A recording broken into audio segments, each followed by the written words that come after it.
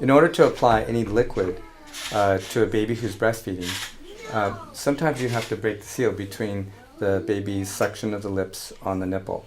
And you can apply it rhythmically. And so what we're going to show today is how to apply this.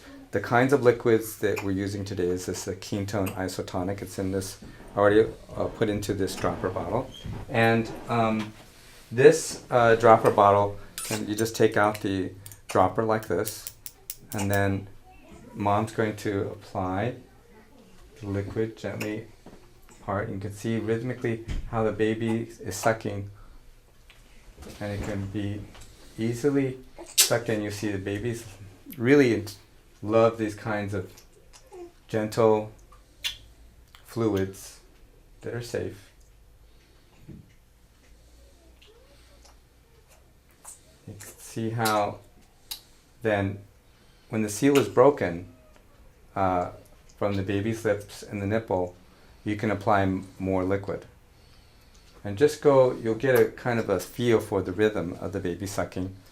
And you can see it's very good job. Yeah, baby's sucking that in really well.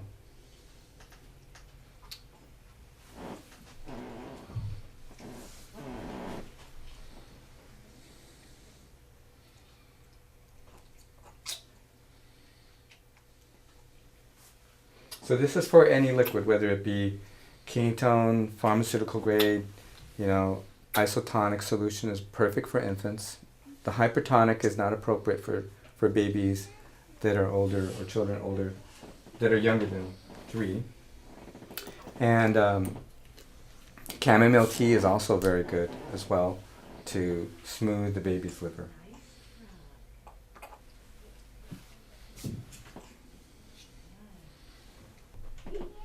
So for things like conjunctivitis in babies' eyes, there's some things you can do that are very gentle and safe that you can apply into the baby's eyes. Similar to what we just did with the baby on feeding the baby the isotonic solution while breastfeeding and following the rhythmic sucking of the baby. You can also apply these drops directly into the baby's eyes very safely. And they're not irritating to the eyes. In fact, they're very relaxing and soothing for babies. And you'll find that they'll naturally want to go to sleep afterwards, because remember, the eyes are the outside of the brain. And so it's very relaxing. You can just even try this on yourself so you'll have an idea of what it feels like. And so it's very soothing. It's not irritating whatsoever, even though it's derived from special kinds of seawater. It is an isotonic solution, so it's very gentle on the eyes. If there's more kind of infection, you can use various kinds of nano silver also to the eyes, and you can even combine it with an isotonic solution. And also, don't forget breast milk, which is common to many indigenous cultures.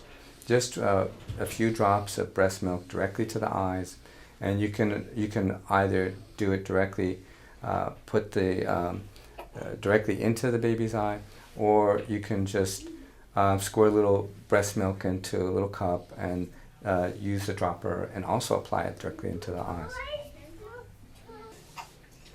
So with ear infections for babies, it can be very scary because it's very painful and they scream a lot. And it can be very dramatic for the parents as well. So first thing you want to do, because the parents are the first responders there and you're right there when the baby's having an ear ache or whatever, is kind of look at what we can do to support it. First of all, look if there's anything you're eating that the baby is irritating the baby's system, and look at probiotics as well, because the probiotics will help to buffer any kind of allergic or food sensitive issues that you may have overlooked.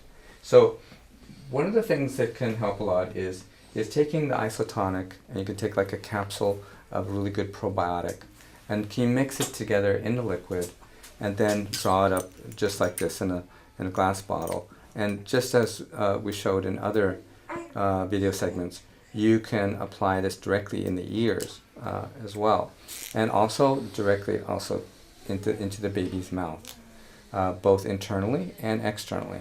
And there's other very safe herbal formulas for infants that are specifically for ear infections. And you can apply these as well. You also want to gently massage and palpate around the baby's lymph nodes, around the lymphatic points here between the jaw and the earlobe. And this area is, if it's kind of sensitive and you can kind of feel it, it's a little hard, then that's indication that there's some kind of infection there. But usually it's not just limited to the ears. It's ear, nose, throat, sinuses. These are all linked. So these are simple things you can do right away. And the good news, babies are very responsive. It's kind of scary because they get ill very quickly and get infections very quickly, but they also can clear them up very quickly as well. So in these cases, don't be scared to give them as much as like 2 vials of isotonic solution. It's really as much as you can get down. So for colic, you want to pay attention to the liver. Almost all babies have congested livers. So it's a very simple thing. You just kind of gently pat, not too hard. Just like, there you go. And you massage the baby's liver. And they like it. Like that. This feels good to them. You gently pat. You can do this 3 times a day. And then the other problem is, and where their stomach is, meets the rib cage, it gets sometimes the upper part of the stomach gets very, very tight. And you just kind of gently place your finger there lightly, and then pull down a little bit. Just kind of pull down like this, okay? And then pat again on the liver like this, and shake it like this. They love this. Yeah. There you go. Okay, now why don't you go ahead and do that too. So you just pat on their liver, and just kind of shake it back and forth. There you go. Yeah. And this decongest level, this is called succussion. So you kind of want to shape your hand like this, and then cup it, and it creates this kind of a suction. And on the bare skin of the baby, it creates a kind of a cupping, tapping sound. And this is very gentle decongesting, moving the liver energy and blood around. And then the other thing is gas gets stuck in their upper epigastric area. And so it's right where the sternum meets the rib cage, more on the right side. And you can kind of feel it's a little tight there. It's the cardiac ligament is almost always tight there. It's from them, like, coughing, or anytime you cough or you're breathing, you're using this cardiac ligament. And this is what helps also children to breathe better too. So it opens up the rib cage, it opens up their breathing capacity. That's very good structurally for them as well. So this is in the solar plexus area, actually. Yeah, there you go.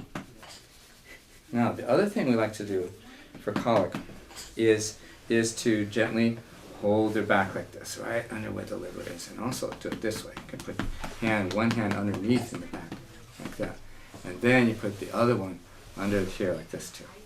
You put it right under their sacrum. You just kind of hold this and just let them relax. Now, sometimes they will reactivate birth trauma during this experience, and they might even start screaming or crying. This is totally natural. Just let them scream, let them cry, and sometimes they don't, but it's all okay. There you go. There you go. This is just stretching. So this has a lot to do with the rhythms in the body, the rhythm of their heartbeat, the rhythm of their breath, and the cerebral spinal fluid is all coming back into sync. There you go. Yeah. There we go. And then you can move the other hand up right and around the cranium. And now we're going to get some cranial sacral movement. This gets the flow of what's called the tidal body pulse. The cerebral spinal fluid flowing smoothly from the spinal meninges and cerebral meninges in the brain into the sacral region. It's very important for the conductivity in the spine and the flow of fluids and the rhythms all being in sync. Yeah, you're so great right now, sweetie. That's great. Yeah. Yeah. Very good. Mm-hmm. There you go. Yeah. And now we're gonna move on to a little bit more direct cranial work here. All kids, when their head comes out of the birth canal, a lot of pressure, so it squeezes out. Some of these sutures can become locked, these cranial sutures. So this is just based upon the readjusting and letting the cranial sutures move. Now, as you breathe, your brain's temporal lobes go like this. They move actually every time you breathe. But if they're stuck, they get stuck, and babies can get headaches, and they can get tension in the neck, and so forth. So this is the most likely time a baby will cry, as they release the stress of coming through the birth canal. At the same time, it's very good, not just for their cranial sutures and how they're breathing in patterns, with the heartbeat and the rhythm of their breath, but it also helps them to focus, and later on in school really makes a big difference in their ability to do athletics and so forth. These little babies, looks like they already had some cranial work. Little chiropractic. Yeah, good. So you can tell, because normally they would be crying at this time if they hadn't. And that's wonderful. She's got some.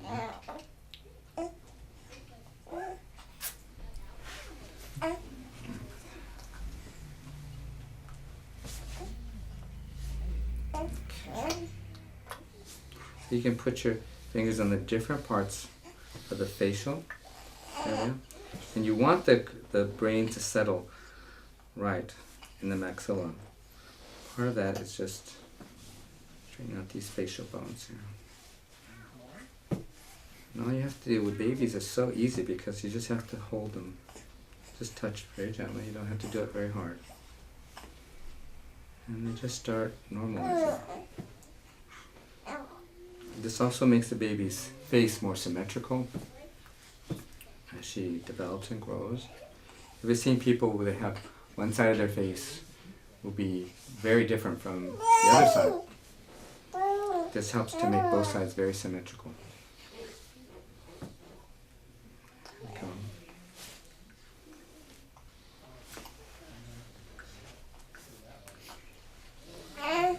Mm-hmm.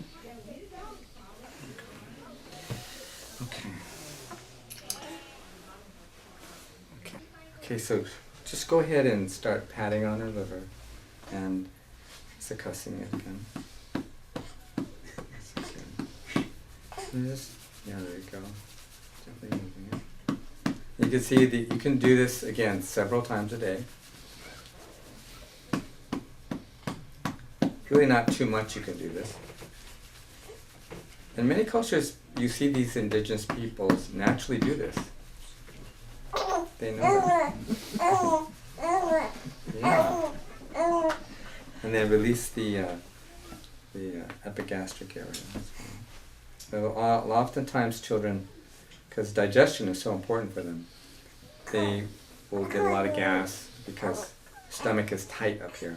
So just by patting on the stomach and just pulling it down, you can release a lot of the tension in the stomach and the epigastric area. And then they have far less gas. And then also you want to, of course, look at what you're eating.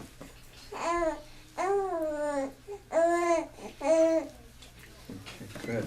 Now go ahead and then do the cranial sacral release.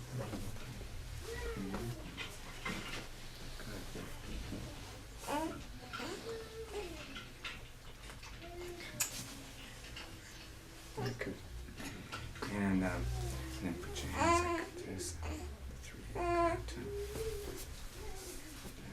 Very good.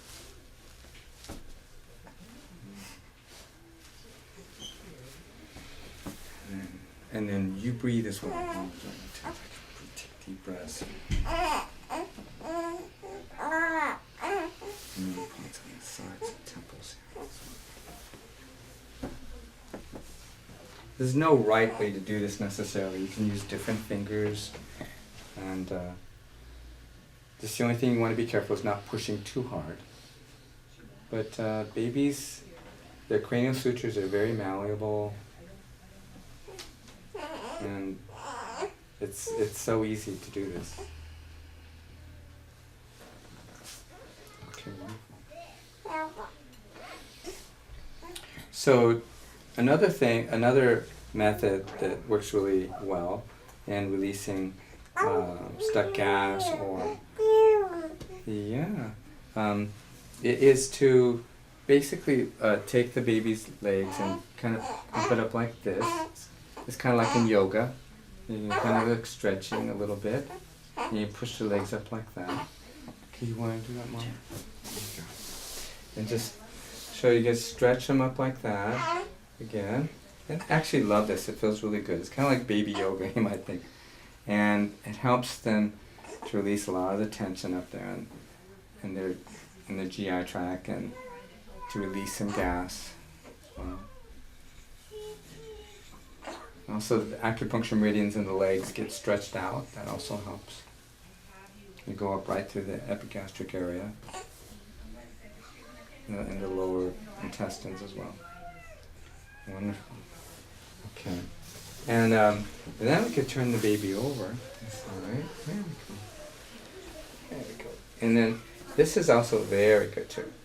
What you do is you just kind of gently pump on the sacrum like this. Just a gentle pumping, rhythmic like that. Like that. Okay, go ahead. There we go. And this feels great to babies too. They love this. They really feel good. And this helps to also move the cerebrospinal fluid gently. Oftentimes when babies have headaches, it's because the area is blocked off, the circulation is poor into the neck or in the lower sacrum. And then also you can pat on the baby's back like this. Same thing. Just gentle tapping, succussing on the back like this. Just kind of loosens up any kind of stagnant blood or chi in the back. Okay. They just love this. It's like, oh my God, this feels so good. Yeah, that's very good what you did too. Just rubbing, massaging. I love this.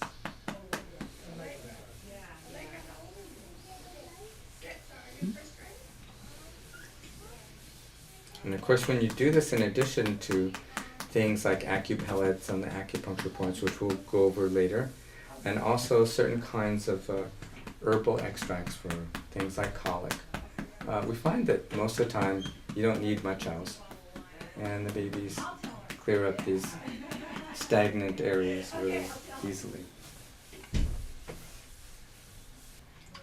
Now the other thing that you can do to relieve a congested liver or colic that will help a lot with babies is there's little acupellets. They're just a pellet, and they have like a Band-Aid attached to them, and you place it right into the point here between the big toe and the second toe on both sides. And you want to put socks on them because you don't want the pellet dropping off and then putting them in their mouth. So as long as you put a little sock on afterwards, and you don't need to do it for that long. Just sometimes just a few hours. It's very simple. And then you can also put a pellet in the middle of the babies, like at the sternum where we were talking about, where we can pull down on the epigastric area. But it's very simple. I wouldn't recommend too many other points, especially on the arms. Babies can, get it in their mouth. But there are other points we can do on the baby's back as well. But usually that's all you need. Babies are very, very responsive. The other point you can do is spleen 4, which is right here. So this one was liver 3. This one's spleen 4. And actually, babies don't have all their acupuncture meridians and points developed. They only have a few. So that's the simple thing about them. So they're very simple. This one's very good for digestion. If they have problems with digestion, throwing up, or just the spittle coming up after breastfeeding and so forth, or after eating, these points right here are very effective. Spleen 4. You can just kind of feel it right there on the inside There's a little notch there between. That's right, the inside of the big toe to here. That's perfect. That's exactly right. And you can even massage these with your fingers. Just massage gentle. And it's amazing how quickly they respond. These simple kinds of acupuncture point stimulation. So that really helps their digestion. So those 2 points usually are enough for most little babies. Very good.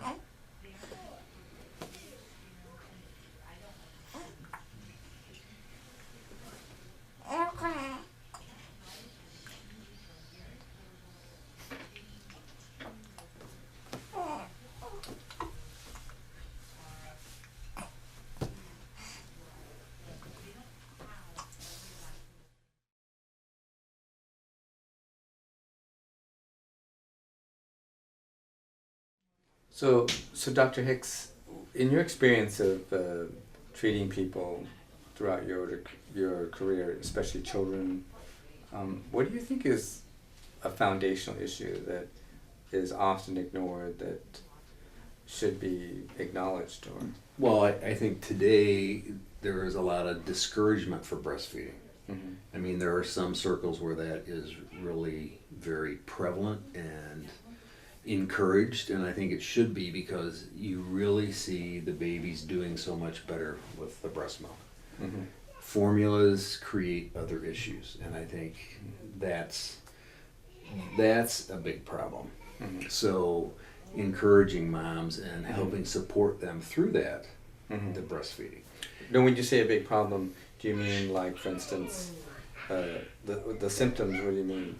Well, the like big a things? lot of babies that, if they're on formula, if they have issues with milk, they're going to have a lot of gas, they're going to have more colic, and then they can get a lot of diarrhea, they can get constipated. So it starts, the whole system is like in an uproar. Mm-hmm. So now, instead of just maybe a little bit of colic, Mm-hmm. now we've got diarrhea, or we've got constipation, or we've got them getting very irritable with huge amounts of gas, and they get bloated. Mm-hmm. So, it really can create some significant issues for the parents and the baby. Mm-hmm. So I think it's really important to encourage moms to breastfeed, Mm-hmm. and then to be careful what you're eating, because Mm-hmm. things that I've seen over the years that can create problems are Mm-hmm. if the mom's having too much soy, or if she's eating a lot of dairy or gluten. Mm-hmm. For some babies, that's a significant issue. Mm-hmm. And so looking at what you're eating when you're Mhm. breastfeeding is really important. Mhm. And it can make a lot of difference. So if your baby has gas issues, Mm-hmm. like in the earlier video, you can do some of the chamomile tea with the Mhm. drops. But for mom to drink that, Mm. then that also helps. Mm. So it's realizing that everything mom is doing Mhm. can help. So you help yourself, but you also help the baby. So in other words, you're saying if the baby has a congested liver, or there's some kind of inflammation, that the chamomile tea, which has luteolin in it, it's a kind of remedy for allergic responses in the body, food sensitivities. That's effective for the mom to drink herself as well. Right. And then the baby is going to get some of that, but then you can also give it to the baby.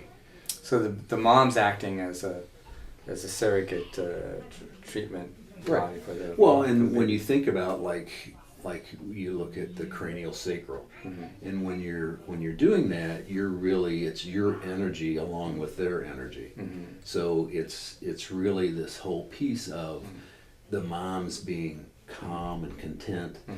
and that when they're cradling their babies, Mhm.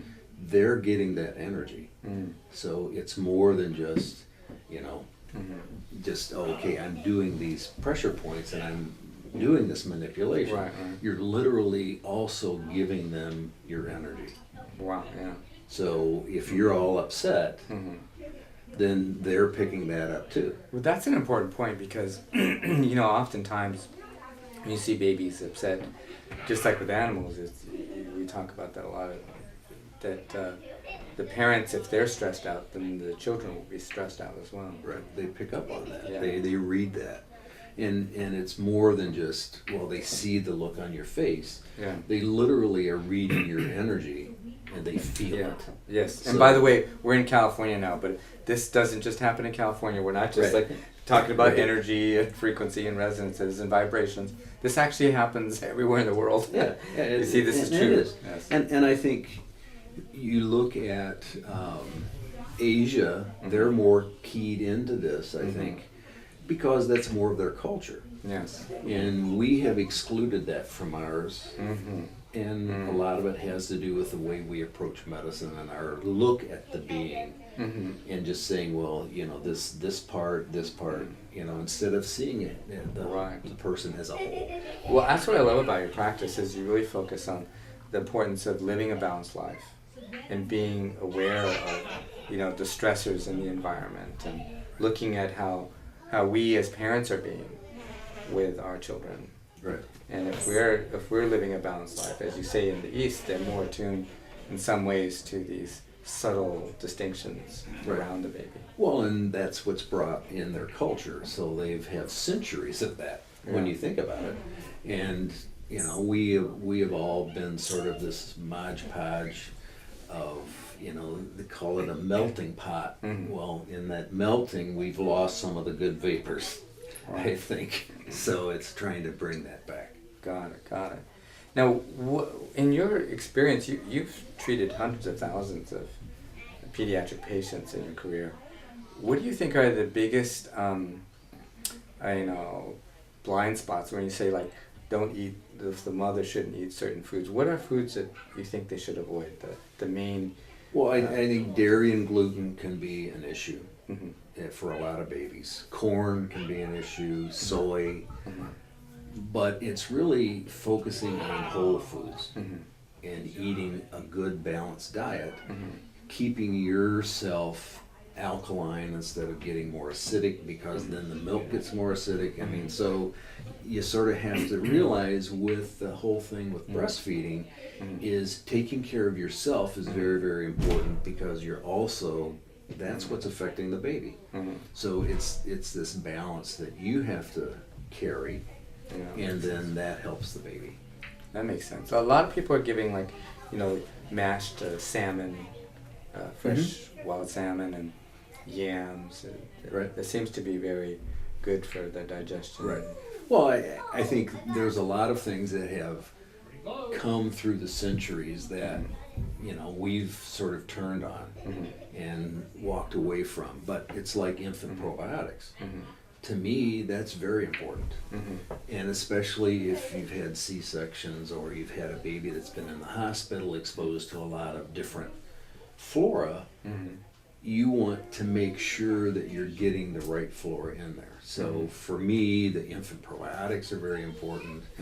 The lacto-fermented foods, you can start with the juices. So there's lots of things you can do, you know, bone broth, using that when you make the foods and make the baby food from what you're eating. So obviously organic, whole foods, and you can just bypass a lot of the stuff that's so processed that they're really not going to get the nutrition that they need.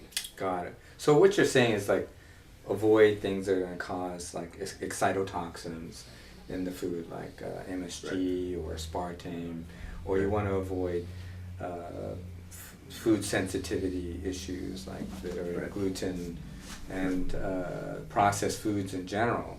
They cause inflammation and can feed infection in the body as well, right? Well, and I think when you think of your innate immune system, so that's sort of the baby's big deal. Right. You know, that it's going to keep them healthy. Mhm. Well, your innate immune system is your microflora, 80% of it. So that's really, really important, especially in babies. That's how you prevent them from getting things. Cool. Yeah.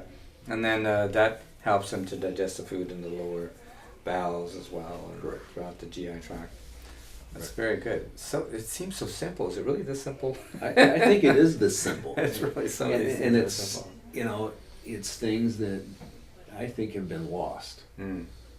And Yeah, right. and it's I think a piece of that is sort of what medicine's done and where we've gone and how we've tried to make people think that we are the healer, when the reality is they're the only ones that can heal themselves. So you have to enable them and put the power back where it belongs, because each person has that power To heal themselves. to heal themselves. And so you're kind of teaching the babies how to heal themselves, basically. Right. Yeah. You're supporting them and giving them what they need to stay as well as they can be. It's interesting, you know, many famous physicians have said that the body heals itself, and Right. you know, the doctor entertains the patient. Right. And you make suggestions. I mean, that's I see my job as making suggestions. Right. You know, and you know, you're doing this and this and this, and well, that could be an issue. How about if we try this? Right. And you know, you just try to figure that out that way. And it's not like it used to be, I tell you to do this and you're going to do it, because that really doesn't work. Yeah, well, it makes sense what you're saying, because if you think about it, you know, babies are basically, you know, it's all about digestion, and they have to eat to grow, and so they're like these digestive tubes, really, that have to eat and poop properly. And so when things get stuck, things don't go right. And so it seems like if you keep the food flowing and they're digesting the food and they're assimilating it and the food's, you know, healthy, then that It gets makes for happy, healthy babies. Yeah. They don't get And that's any really, to me, that has been the neatest thing since I've come to California, is seeing so many happy, healthy babies. And it's all about what you're doing. You know, and the mindset of the parents and how open the parents are to really eating well and taking care of themselves, which then translates to healthy babies being born, and then you start the next step, which is supporting them in being healthy. Wonderful, wonderful. Now, with colic, this is a very upsetting issue for a lot of parents, because sometimes the babies have colic for many months, as you know, and they can't sleep at night, and I've seen parents want to commit suicide. And, Well, you know, it can be a harrowing experience. Yeah. I mean, when your baby's screaming, there's something wrong, and it's your responsibility to take care of it. And the frustrating thing for a lot of parents is, when the baby has colic, what do I do? And how do I take care of it? You know, so then you've really got to start and take the whole picture apart. Right, yeah. And so there's very gentle things you can do with babies. As we've been discussing, some of these things are very simple and they're very safe. These things can't possibly hurt your baby. And the good news is babies are very responsive. When you say they respond, if they have the right things, If the body once you get that sweet spot, they're well very quickly. Yeah. I mean, they can get sick quick, but they get well very quick. Yeah. So once you find that spot for them where they're in this mellow place, it's all cleaned up. Yeah, and it probably is important, like you're saying, that if you see a baby's in distress, if the parents are panicked, they can upset the baby too. Right. So it's that it feeds. It's this vicious cycle. Yes. So the idea is to help the parents calm the baby and at the same time calm themselves. Right. And if you give them a couple of tools they can do to help, and they see it helps, yes, then they're going to. They might want to take some of the same things they're giving the baby. Well, yeah, to exactly. balance themselves out. Right. That's a good point. Yeah, and that's really good. Well, cool.